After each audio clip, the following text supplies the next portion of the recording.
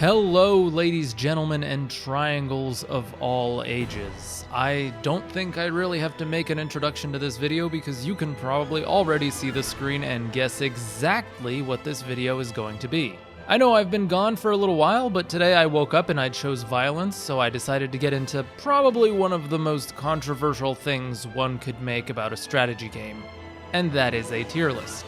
Now, I've thought a little bit about how I want to do this, and I figured I would need to standardize it, and so in this way we're going to need to make a few things clear about how this tier list is going to be decided. The first way I'm going to rank these characters is based on their availability and how much they impact the journey that you are going to embark on in terms of their large-scale contributions to your team.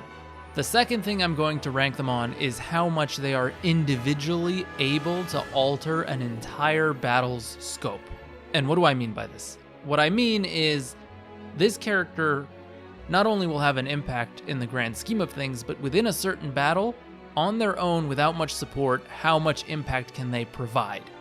The third thing I'm going to talk about is that this ranking is done within the parameters of New Game, and not including New Game Plus. Now, I know this probably excludes a few characters from the rankings. I'll talk about those at the very end, but it's really hard to standardize a tier list in terms of New Game Plus when everyone is max investment. Maybe I'll do a separate one later on down the line, but for now, we'll talk about sort of a fresh experience and how much characters can really be juiced in your first playthrough.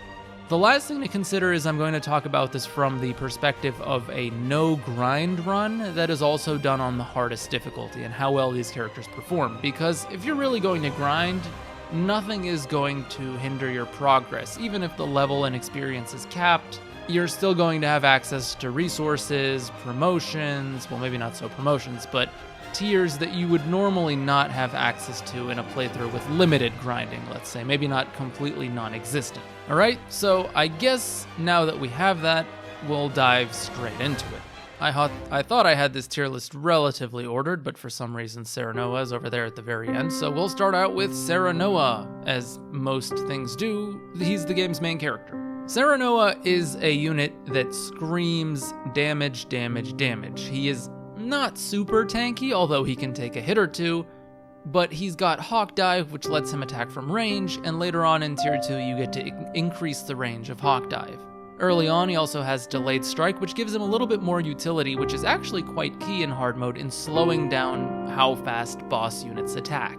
I'm sure I don't really have to explain this much, but boss units can go sometimes twice before your units can, and Delayed Strike can be the difference between losing a couple units and beating the boss before he can kill you. Having said that, a lot of times Serenoa tends to feel like a little bit of a liability, but he's also force deployed.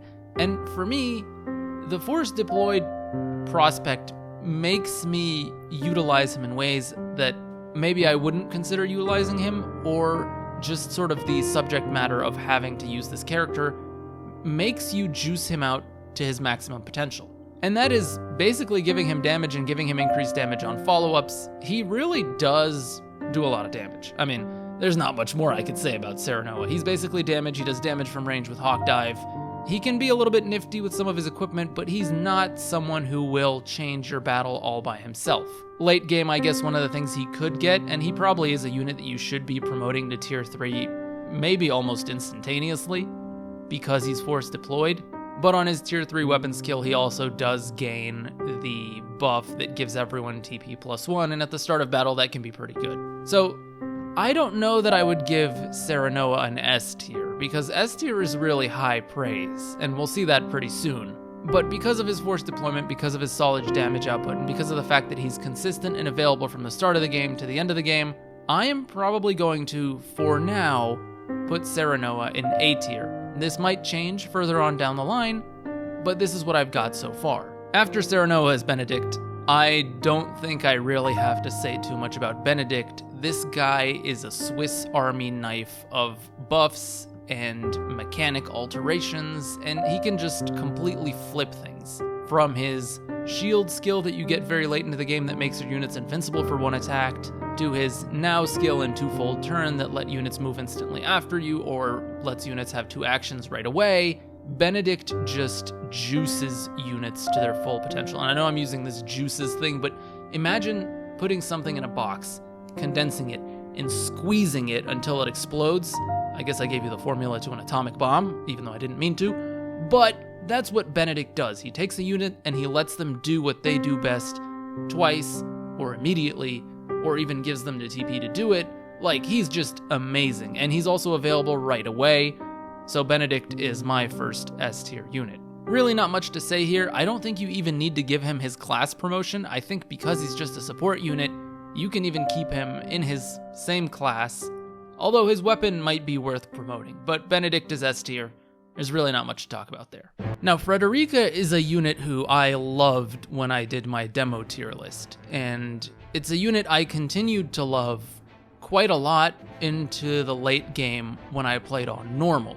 On hard mode, things are a little bit more difficult because TP management becomes even more essential if you're going to use Fredericka, but her damage is also lower. And the fact that a lot of her nice utility comes out of her AoE Scorch, in hard mode you're probably going to be using Blazing Chains. It does slow down the enemy, which gives it a nice utility, and it does kill them, but until you get Fredericka's TP +1 on kill, and you're able to consistently kill units with it to make her sort of self-regen her own TP, Fredericka's actually a little bit of a liability. Mages in hard mode go down very quickly. I think if they can take 2 hits, you're lucky. 3 hits if you're buffing them or if you have, certain accessories on them that make them have more longevity, maybe she'll last for 3 hits. But Fredericka's a unit that you constantly have to baby. You have to keep her sort of close by. She is not able to trigger follow-up attacks, but she does do a lot of damage. I think she is probably, maybe tied with Izana, the highest damage mage that we have. But just because of the level of care that you have to take with her, she's basically a glass cannon.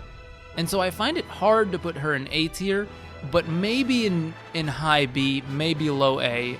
This list will probably change as I go through it.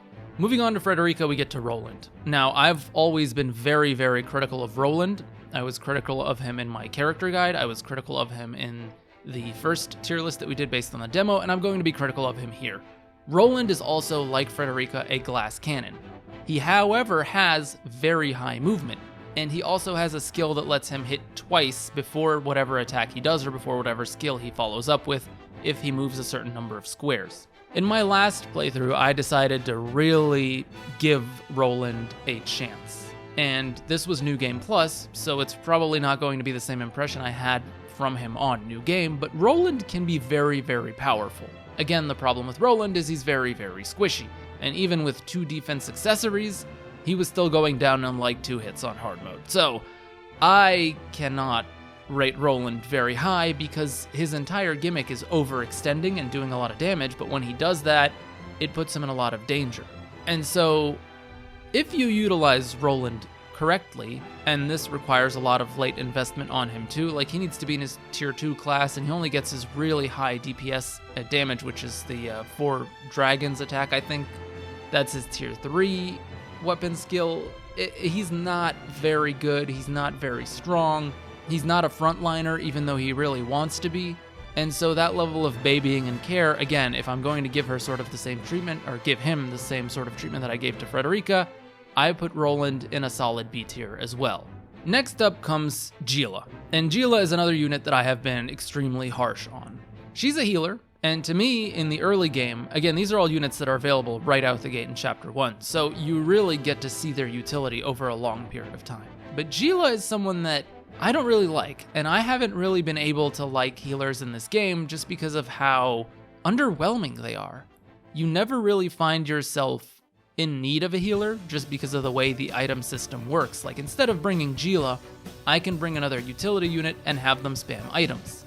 Now you're going to say, well, Link, items cost money, and Gila saves you money, and money can be used to buy other items, and it's like, sure, she can do that, and her healing can be quite useful, and it can be better than items in some instances. Like, she has that passive where she heals more if a unit's under 50% HP, but again, Gila has a mage problem, she's very frail, and Outside of maybe the very early game, once your units are rather invested, you might be opting out of using Gila in return for someone else. And so I find the very easy replaceability of Gila putting her pretty low on my tier list personally, which is probably a C. I don't see myself investing into her class late game. I don't see myself investing into her weapon abilities late game. She has the nice revive skill, but that's like a 4 TP skill, and by the time you build that up, it's like, great, it's nice, but it's an auto revive and it's not a resurrection from death. So I don't know, I just do not like healers in this game in general, so Gila is going to be low, and other healers are probably going to be quite low except for a certain person, which you'll see in a bit. After Gila comes Anna. Anna's an incredible unit right out the gate. She has her Act Twice skill, which lets her attack and then potentially go invisible with Take Cover, both which she gets quite early on. I think Take Cover is level 10 or level 7, I forget which one it is. It lets her be a very good stealth frontline unit. It lets her get behind units and utilize that double attack twice very effectively with guaranteed crits. She's really, really good. And Anna doesn't really fall off late game. She was actually one of my first promotions in New Game, and she's actually pretty durable as well if you give her those promotions. So Anna's definitely not on the B tier of Roland and Fredericka. She's like one of your main key units in the early game. I would rank her above Serenoa in A tier. She's not quite S tier because, again, she doesn't have the ability to completely flip a battle on its head by herself. Again, I'm reserving S tier to only the best of the best in that, and you'll see who I'm picking in a little bit. But Anna is very, very good all the way from the start through to the end with great availability. She's got great skills. She's got great, stats. Nothing but good stuff to say about Anna, other than maybe you might feel that her impact is a little bit less in the late game as your other units catch up. But the early game is generally the hardest in a strategy RPG, barring maybe one chapter. Maybe I'll make a video talking about sort of chapter rankings or route rankings. I don't know. After Anna is Eridor. And Eridor is one of my personal favorite units, but he's also someone I struggle with ranking immensely because Eridor has this interesting usefulness curve where you imagine he starts off somewhat mid to high tier, and then in the mid game he sort of dips because mages start to increase and he's really not good at taking magic damage. But then in the late game, his usefulness skyrockets.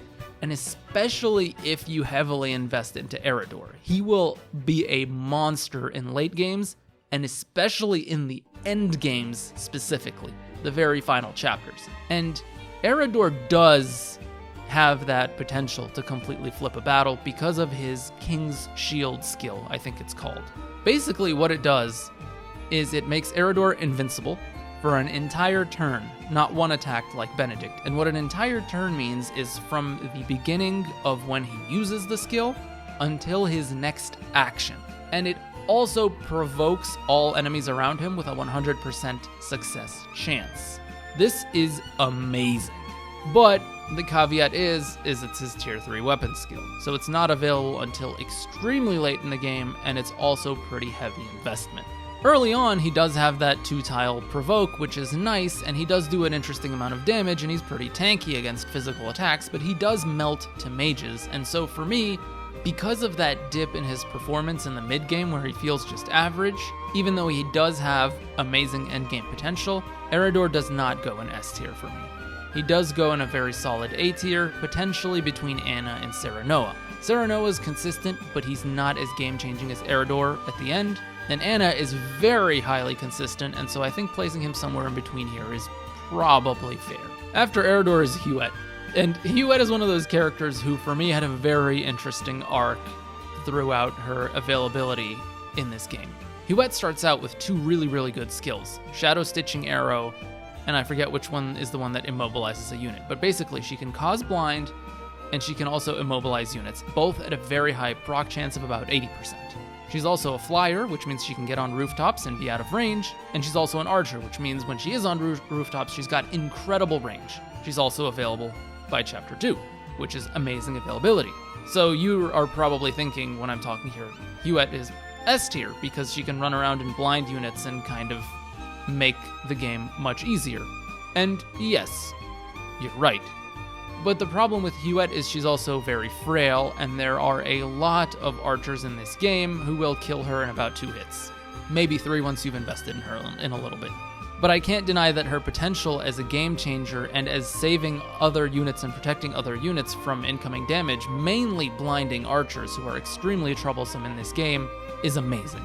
And so, and this doesn't change. She stays useful into the end game, and one of my favorite combos for Hiatus was giving her 2-fold turn with Benedict, having her blind 2 units at once into the late game. She's also very low investment, so if you're just going to use her to blind units, which is probably something she's going to be doing through until the end game, you don't really need to level up her class or level up her weapon tier or anything for that matter. Her blind skill is also 1 TP use, so you can use it every turn. So Hiatus is really great without any support, and she does flip things, and I guess while I've been talking about this, I've kind of convinced myself that she goes in S tier. I find it very hard to see how Hiatus would be unuseful in hard mode all the way until the end game. It just is not something that is going to happen, and she's not someone that's going to fall off either. After that is Corentin. Now, Corentin is one of those characters who you have to choose between him and Rudolph in your run. Corentin's an ice mage, and Rudolph is an archer who sets traps. Both of these units have some nifty utility. I'll start by talking about Corentin by himself first, and then we'll get to the ranking. But because these split, this is a part where you're going to take a little bit more care in picking which units you're going to use. I am not a particularly big fan of Corentin. Corentin is like Fredericka, where he has a skill that regenerates him TP, but he has to be standing on ice to do it. Now, this isn't too hard to set up because, like Fredericka, Corentin does have an AoE ice move, and he also has a single target ice move, both of which create ice panels. The problem with this is you're either wasting a turn to use his AoE ice move so that you can stand on it and get that regeneration moving, or you're attacking an enemy at distance with that ice move, making that terrain that impedes your other units' movement while also impeding your enemy's movement, and then you're not able to move on to that ice terrain without putting him in danger. This is a problem because Corentin is a mage, and because he's a mage, like Fredericka, he's also very frail. And like Fredericka, his TP on ice move doesn't come until rather late in the investment. And because Corentin is also a branching path, and because his skill ability is silence, which is very good, because silence works on all enemies, not just mages, it completely silences their skills, he's really hard to place. My gut feeling says he's definitely better than Gila, and he's probably on par with maybe Roland in terms of usefulness early on, but I find it hard putting him above Fredericka. I know there's a lot of Corentin fans who swear by him, and his damage output is pretty good alongside him having some nice utility in the late game.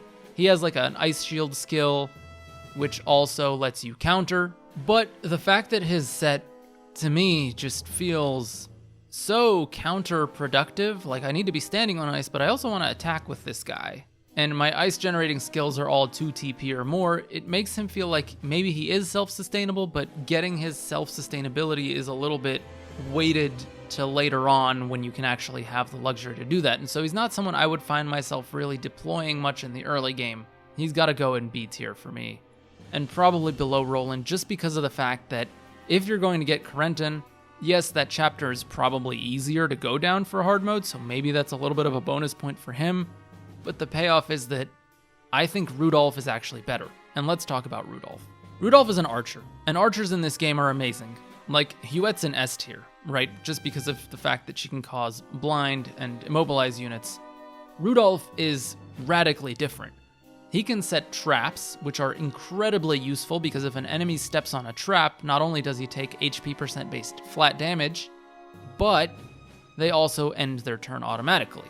And so with these traps, you're able to sort of create choke points, buy yourself some time. It's not on a major scale, mind you, because it's only one trap on one square, so it'll be good, but it's not going to be anything mind-blowing. But the alternative is also that Rudolph is very, very strong, especially if you invest in him. Now, the problem with Rudolph is that, yes, he's an archer, but his range is very low, and he has that straight shot skill, which does so much damage, but you can't shoot through your allies, you can't shoot through other enemies, but you can angle it and you can get follow-ups off of it, and it does a ton of damage to bosses. So I really like Rudolph's potential as both having that support element but also as that DPS element while giving you a little bit of range from distance. I think Rudolph is incredibly useful. I think he's more useful than Roland is. And so I would put him also at B tier, above Roland, but potentially under Fredericka. Or maybe he's probably better than Fredericka, let's be honest. Like, he's more self-sustainable than Fredericka is, and he's great right out the gate in the early game. So I would put him at probably high B tier. His only cons being the fact that doesn't have very high range.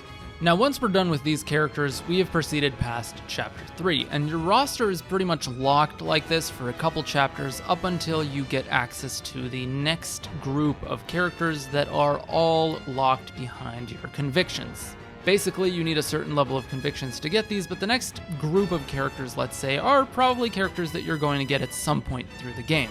Just for the sake of fairness, I'm going to rate them all the same as if you've gotten them at the same period. Because let's be real, you can just look up how to get them and rig your convictions, and there you go. I'm also not a mind reader, so I don't know what you're going to get. For me personally, I was a very immoral person, so I didn't get someone like Medina until pretty late in the game. But for some people who are maybe more morality-based than I am, you'll get her pretty early. So I'm just going to rate it as a flat, level playing field in order to be fair to everyone. So let's start off with Julio. Julio is a support unit who is also kind of a hybrid damage dealer. I used Julio in my first run. I found him extremely useful when paired with people who need TP battery, someone like Fredericka. His skills can give TP and also buff attack and magic. He can also do damage, but not only that, he can also do magic-based damage, which is actually really good against the armored units that take absolutely no damage from your melee units. So Julio kind of works as a jack of all trades, and as you invest more and more into Julio into the late game, he becomes even more and more useful with his TP battery skills just swelling up and ballooning up into granting, 4 TP at once, 5 TP at once, 3 TP at once. He's really good as a battery. And the fact that he can do damage, or he can be in positions to do follow-up damage, but also take a few hits, because he's a melee unit, makes him really easy to just rank in A tier, and I would probably put him above Serenoa. He is easy to acquire very early. He's also very instrumental in making your entire team much, much better. He's not an S tier unit because there is someone who does his job better than him, but I think he's incredible and incredibly easy to use and intuitive at relatively low levels of investment. Like, I don't think there are many skills that he really needs to perform his job, and there's only 1 or 2 that he really wants. So there you go. A tier for Julio. Definitely recommend using him. Next up is Hasabara after Julio, and Hasabara is someone who kind of fell off for me late game. I know a lot of people swear by the skill Desperate Defense, and Hasabara has that, as well as I think Eridor gets that later on, which is a skill that increases damage probably by about 50% once you're under 50% HP. The problem with Hasabara is she's trying to do too many things at once. She attempts to be sort of a frontline damage dealer with some of her skills. She has a healing skill, which is really quite underwhelming despite healing the people around her.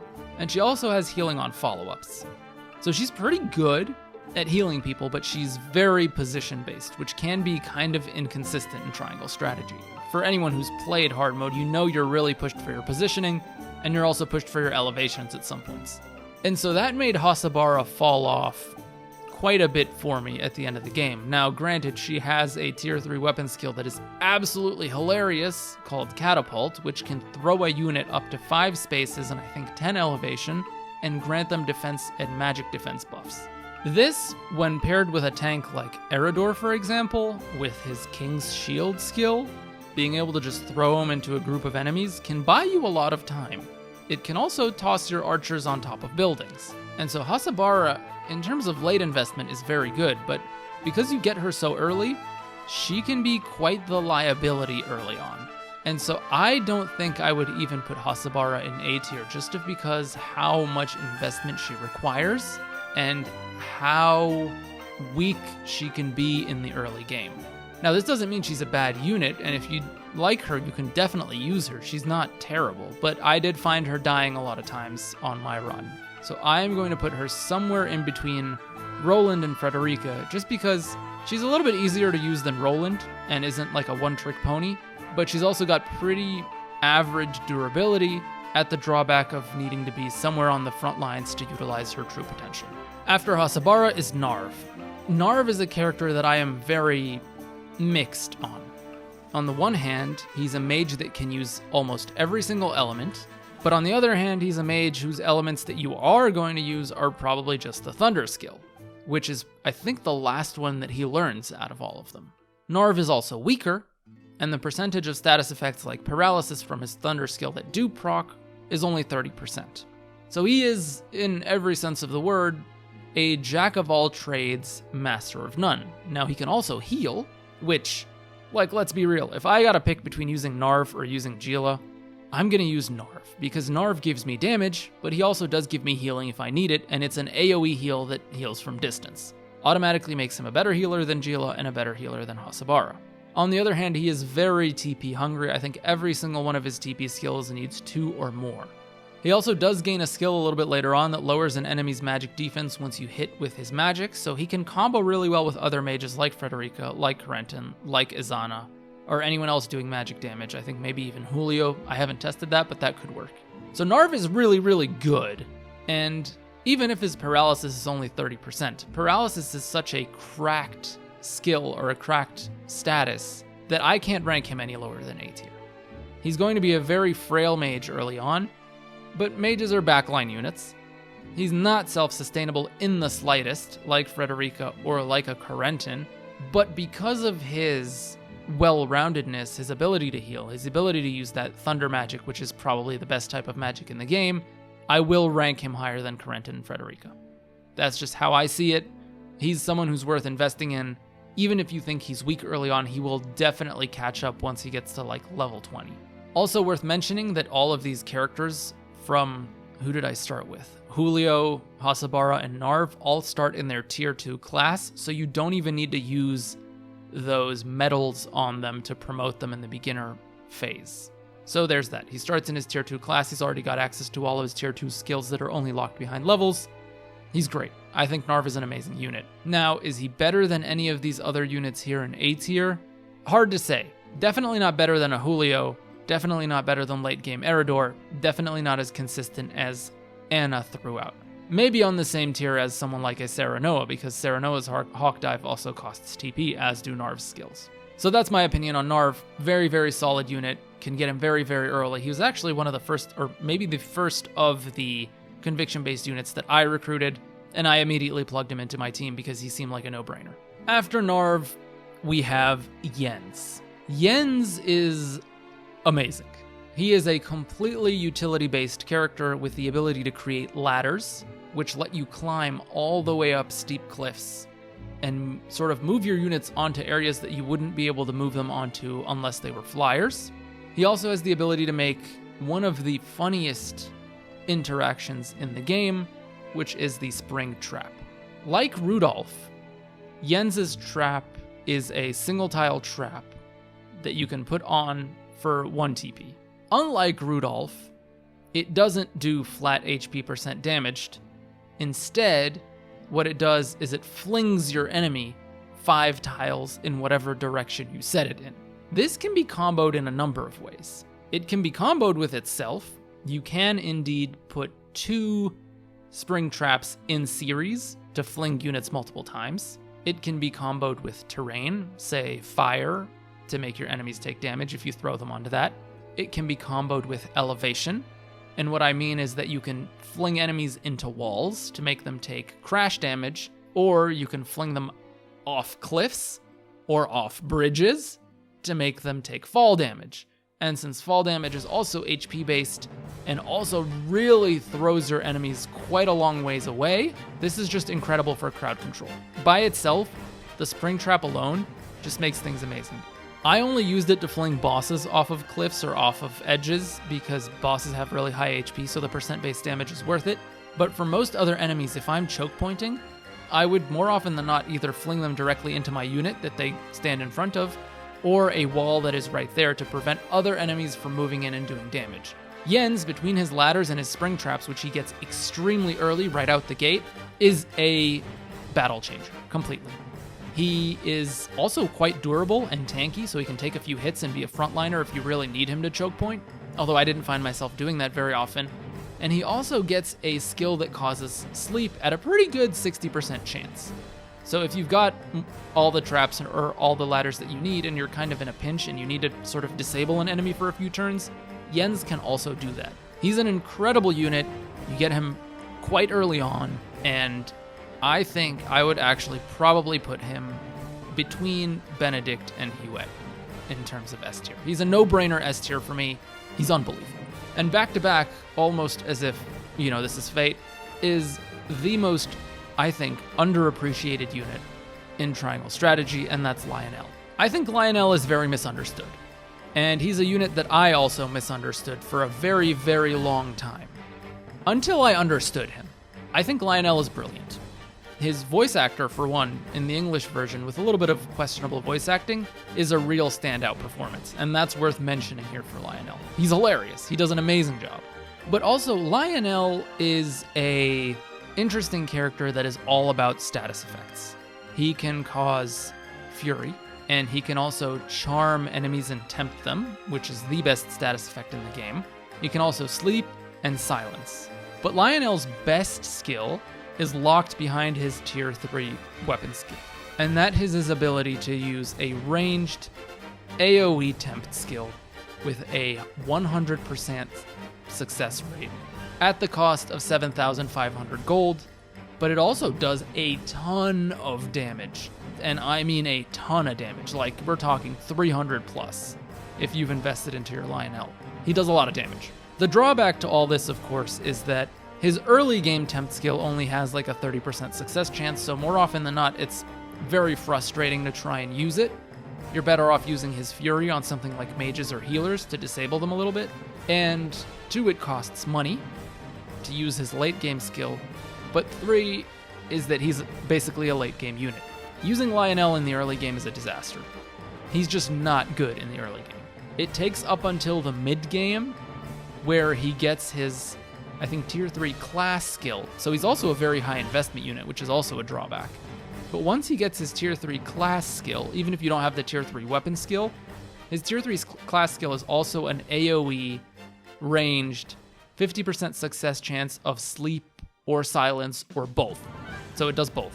So the fact that he can do these status effects at 50%, once he gets that AoE ranged silence sleep skill, and once he gets his AoE ranged tempt skill, they are high TP skills, so you're probably not doing anything else with Lionel, let's be real, except doing status, so saving the TP up for these skills or pairing him with a battery, he can flip battles. But the fact that he can flip battles at the cost of gold or high TP or really late game investment means I can't in good conscience put him as S. As much as I love this character and as hilarious as he is, I can't give him S rank. So even despite his early availability, I think he's better than all of these B tier units. But he's the lowest of the A rank because of how much investment he requires. He's just a mid to late game carry of sorts, which is when the maps do start to get a little bit harder, but he's going to be frustrating in the beginning, and he might as well just not be recruitable until the mid game because of how much investment you need in him. So that's where I stand on Lionel. I probably will make a specific video just for him, but it is what it is. After Lionel is, in one of my opinions, both probably an incredibly useful, but also incredibly useless unit in Piccoletta. I had a lot of success using Piccoletta in the early game, simply because of one skill, her decoy. You can choose where to toss this decoy, and enemies will buzz to it completely. And it'll save you for 2 to 3 turns depending on what kind of enemies attack it. You can't really control the decoy though, so after you summon it, its usefulness kind of deteriorates. But I used it to sort of distract bosses for a turn. I've used it to choke point bridges for a couple turns. I've used it to do things like that. So she is very useful, but outside of that, she's not very good. Like, she throws items, which costs you money, and someone who we're going to talk about very, very soon is just better at throwing items and better to use money on that instead. And very, very late in her investment, she gets the copycat skill, which lets her use any enemy skill, even a boss skill, which is hilarious, but it's also very late investment, and I would not be investing in Piccoletta on a new game run where my resources are limited above most of these other characters. And so, and she's also very frail, and she's also a melee unit unless you're throwing items, which is weird. If she was a ranged unit with like a boomerang or something like that, maybe we might be having a different conversation. But I find it very hard to rate Piccoletta much higher than C tier. She's like one of the worst characters in the game to me, even though she does have her utility. And let's be clear, every unit on this tier list has their niche that they can play in. But Piccoletta to me is just not it. Better than Gila just by virtue of her decoy skill and being hilarious with Copycat, but higher than that, I cannot rank her in good conscience. After Piccoletta, we are talking about potentially the most broken unit in the game, Medina. Medina is an early recruit, and she is the best support unit you can get. She has an ability that is called TP Physic, which she gets probably around level 20, so it's a mid-game skill, it's not available early game. But basically, any unit that you heal will gain 1 TP. Medina also has the ability called Double Item, so you can use 2 items in 1 turn. Pair that with TP Physic, pair that with the ranged HP pellets that are actually not that expensive, and heal in an AoE plus formation. Pair that with a Vanguard Scarf, which lets her go first. You can get plus 2 TP on 5 units on turn 1 to start your battle just by virtue of Medina existing. To me, that is nuts. Her ability just to TP buffer on its own is nuts. It eclipses Julio, who we have in the mid to upper A tier over here, but it is so good. Just from the mid game all the way until the end game, she will never fall off, ever, at absolutely 0 investment into her weapon skill tree or her character class tree. You don't need to class her up. You don't need to level up her weapons. Out the gate, just from leveling her up, she can do this. No investment whatsoever. This unit is cracked. Absolutely cracked. You can also pair her to throw items with reactions, so you can throw an oil jug and then set it on fire immediately if you want with double items. Her utility is insane. I never used her as a damage dealer. All I used her was as a TP battery, and she completely changes the way the game is changed. The game is played, I mean. She also makes mages absolutely cracked. Medina's an easy S tier. She is on par, if not even better than Benedict, but I am going to rank her as the highest of S tier units. She's so good. Use Medina. If you haven't used Medina, use Medina. On New Game Plus, on New Game Plus, in real life, outside, get a cardboard, cut it out of Medina, and take it with you. She will make you feel so much better. I promise. Maybe you'll get some strange looks from people, but they don't understand, honestly. And they don't deserve to understand if they're giving you those looks. And I know I just went on this absolute tirade about Medina, and this is going to make almost any other character I talk about pale in comparison, except maybe for one, who I've already made a dedicated video about. But let's talk about Izana next, who is your dedicated Thunder Mage. So she is Fredericka's the Fire Mage, Corentin's the Ice Mage, Norv is the Jack of all trades, and your Thunder Mage is Izana. Thunder magic is the best magic in the game, and she also can cause paralysis at an 80% chance. She also does a lot of damage, probably on par with Fredericka's damage. She's really, really good. She's better than Fredericka. She is better than Norv in the sense that she excels at what she does, and she also does not require too much investment. She is a solid A tier unit. Her drawback is that what she does is really only damage. And so I find it hard to rank her in A tier. She's definitely better than Serenoa. 100%. Because if Serenoa is sort of in the mid A tier just for doing damage at range, Izana is damage at range on steroids with debuffs. You know what? I might rank her higher than Julio, because her ability to kill units is really, I don't know. Maybe she's on par with Julio. Hard to say, but definitely an A tier character. The only drawback she has is, again, she does need a TP battery or she'll have some downtime. And her class 3, both weapon skill and class skill, are honestly very high cost and not worth investing in. So she's pretty low investment as well, I guess, if you think about it that way. But yeah, that's Izana. She's very simple, very easy to play, acquirable relatively early, and she's, good to go out the box. After Izana is another unit who actually plays quite similar to Izana, and that is Archibald. I love using Archibald. He's probably one of my favorite characters to play in this game alongside Lionel, and so it's really hard for me to critique Archibald. But there are a few things that are concerning. The first is that Archibald starts out with 3 movement, and he doesn't get his +1 movement until his tier 2 weapon tree investment. So he does require some investment to just be able to move. The caveat to that is that Archibald has basically unlimited range. He is also a very high damage dealer. He has one of the highest strength stats in the game. He's a very useful unit. Like I said earlier, all archers in this game are really, really good, and Archibald is no exception. He can hit from like 10 squares away, even not including elevation, with one of his really long shot skills. The problem is it costs 3 TP. Now, if he's paired with a TP battery, which by the time you get Archibald, you should have, we're talking about eliminating mages or enemy healers from a massive distance in 2 hits. He does a lot of damage. He also has a pretty high DPS move from relatively close range, which can be followed up on. And so I love everything about Archibald. He's got really high damage, he's got really high range, and that's basically just who he is. You can sort of light wave him onto a roof and cheese entire chapters with his 3 TP skill. He's really, really good, and he also has a skill that can hit through any sort of elevation or obstacle. So he's great. I mean, I would honestly put Archibald ahead of Izana.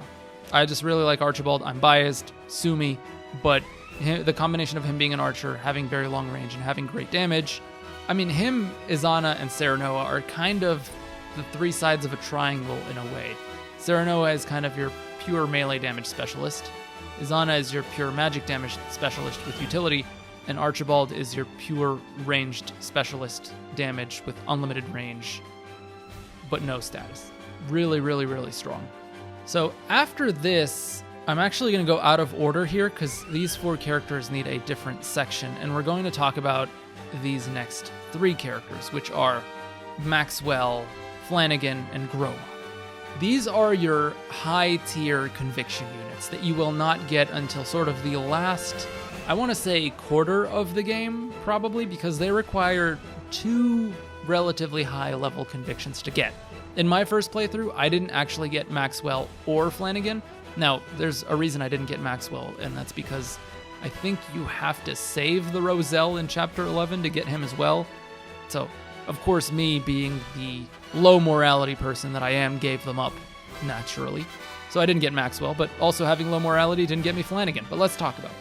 If you are a moral person with also high utility and high liberty, you get Maxwell. Maxwell's an amazing character.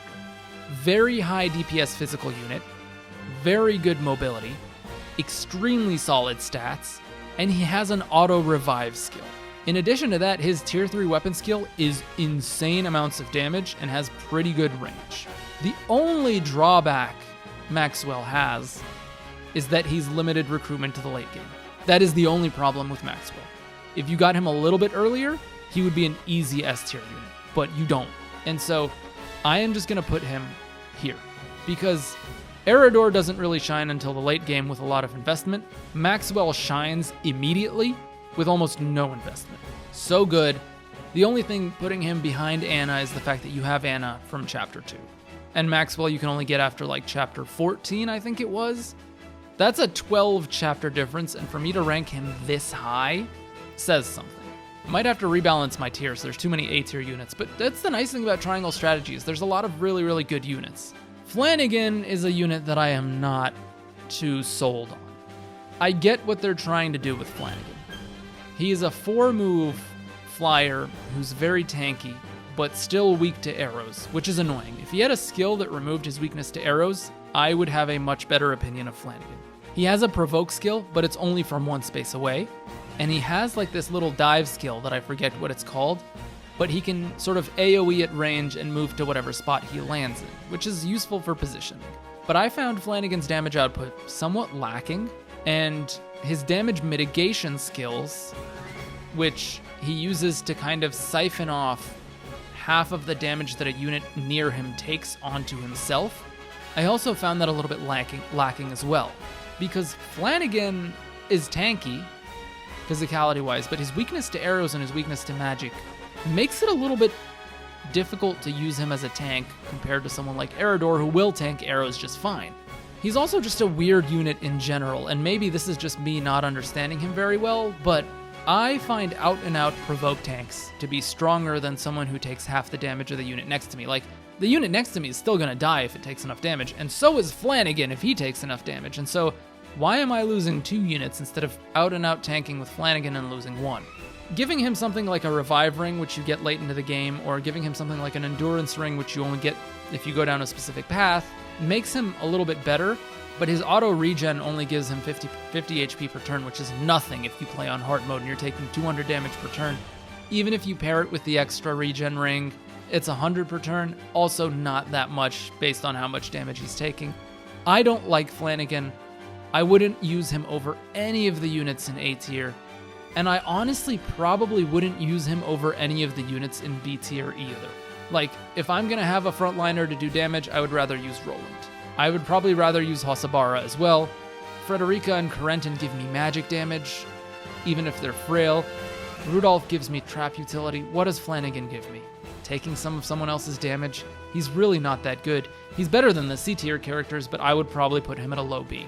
And following up from Flanigan is another unit who everyone's going to tell me I don't understand, but it's Groma, who is a dodge tank. Evasion in this game is garbage. It's completely unreliable, especially because of things like ice mechanics, because of elevation mechanics, because of skills. You just will not reach a high enough evasion to make Groma evade well. Her kit screams dodge tank. It is so synergistic. She's very deep investment, she's very late game acquired, and she doesn't work. And that just makes me cry. She has the ability to pass through enemies. She's actually quite tanky, but if she's not dodging, she's dying in 3 hits, maybe 4. When she works, it's incredible. It's hilarious. She can counter. It's great. And some of her skills have range. She has like a little Hadoken skill or a Kamehameha, whatever you want to call it, like that can toss an energy ball at range. She's a nifty character. I like Groma. I really wanted to love Groma. I wanted to be able to put her at S tier because her kit is so full of really nice things, and evasion just doesn't work. She's a solid B tier character. She's not weak. She can be pretty strong. She's got some status which can immobilize in like a straight line. She's better than Flanigan. Probably better than Roland. Probably better than Hossabara. Not better than Fredericka. I would rather kill things with Fredericka than try and frontline evade tank with Groma. She just doesn't work, and it really pains me to say that. So now we're done with sort of the mid to late game conviction units. Let's move on to another set of split characters. Now you can only get one of these 4 in a single playthrough, and none of these 4 characters really stand out that much to me. I'll start off with Cordelia. Cordelia is a healer that you get in Chapter 15.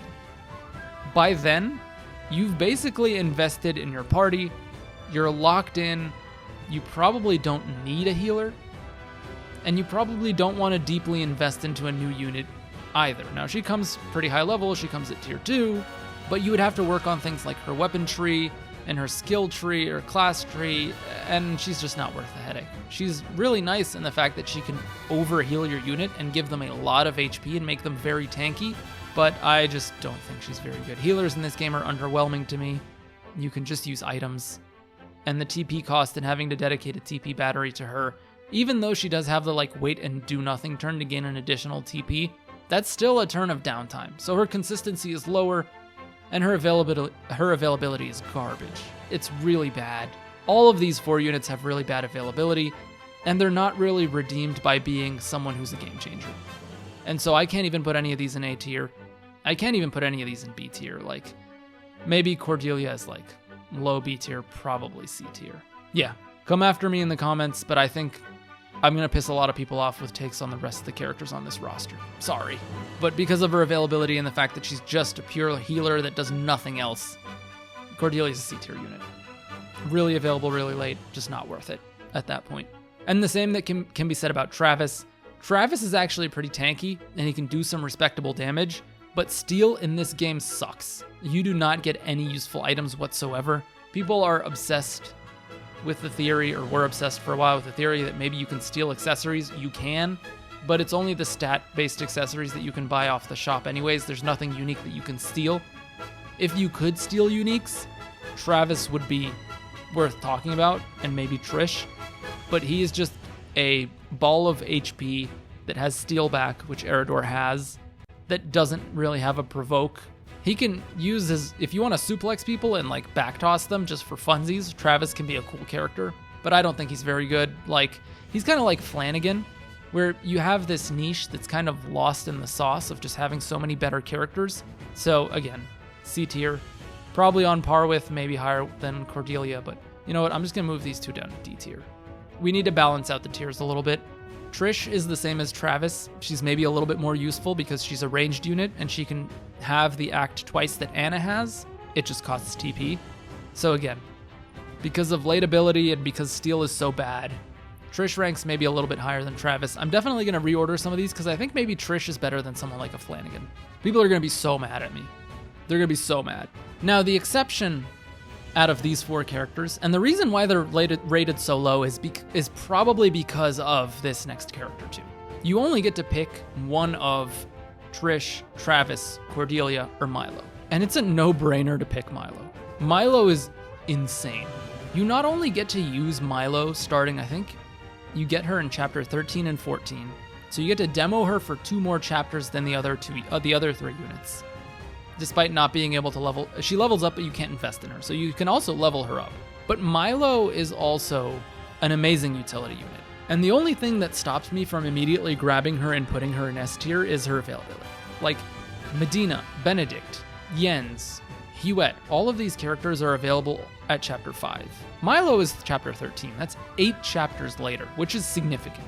But I can't deny the level of impact that she has. She has almost Lionel tier impact, but she's a late game unit. She is the strongest late game unit in terms of also having an AoE 100% tempt chance on her weapon skill. In addition to that, she also has an 80% tempt chance that lasts for 2 turns. Milo's amazing. And she also has the ability to sort of jump in and out with her moon jump skill. So that helps her with mobility. She can move like a total of 10 squares at once. She is incredible. And tempt is the most broken ability in the game. So Milo, to me, is just top of A tier. Only because of her availability. Only. If she was available for like 2 to 3 more chapters, she'd be S tier. But she is a very late availability unit. But she is an S tier. She's a game changer. She completely can flip games for you. Once you get her, she makes everything easier. She's also hot. That's always a bonus, I guess. Now, the only character left that isn't basically a New Game Plus character is Avlora. Avlora is only available on 1 route, and she's also extremely late game. But she is extremely powerful. Like, she is a Maxwell tier combat unit. But I just can't give her the A rank that Maxwell can, because she's golden route only, and odds are on a blind playthrough, you're not going to get the golden route. Let's just be real. And you only get her for like 2 chapters. So she's pretty much a New Game Plus unit. However, because it is possible to get her in New Game, we have to rank her as if you get her in New Game. And this is a little bit unfair. But if you get her in a New Game run, and you invest in her, she's an excellent unit in the last few chapters. But I'm not going to put her at any higher than a B tier. I just can't. Her availability just holds her back way too much, despite her being amazing. She's the most fun character to play with. For me, brilliant. And her Lone Wolf actually synergizes rather well for if you do Golden Route on New Game. It feels like she was well designed for that scenario just in case that happened.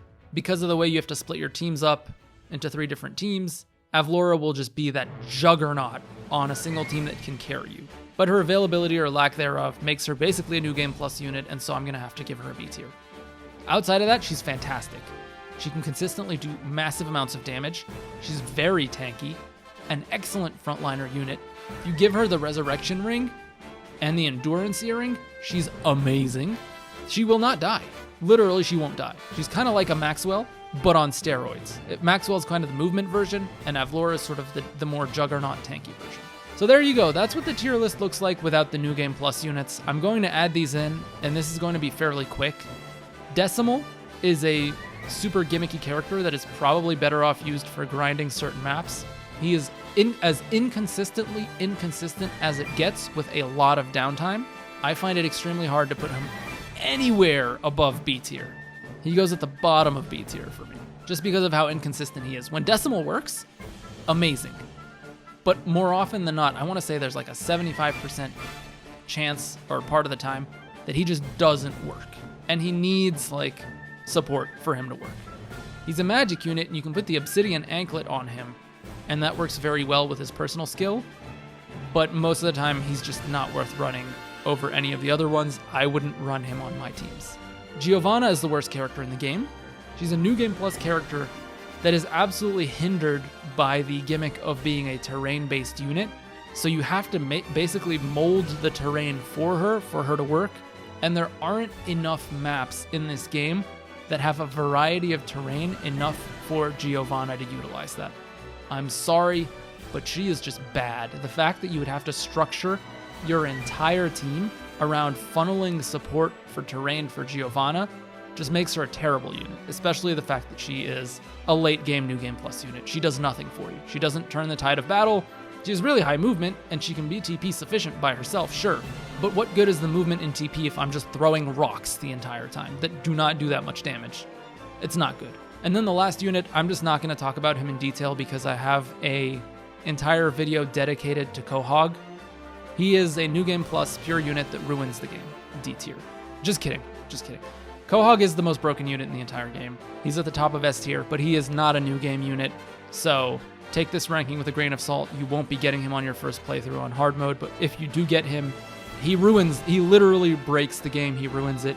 He is the best character in the entire game. So that's my tier list. If you want more sort of information on the characters, you can sort of check my more in-depth character guide, or if you want more information on Quahog specifically and how to play him and how to utilize him, I also have a video on him. Aside from that, this video is over an hour long already, and I kind of like the placements on this tier list. Now, it looks pretty good to me. It's not perfect, but let me know what you think in the comments below. I'm sure a lot of people are going to be upset. And until the next video, hopefully very soon, take care, guys. Peace.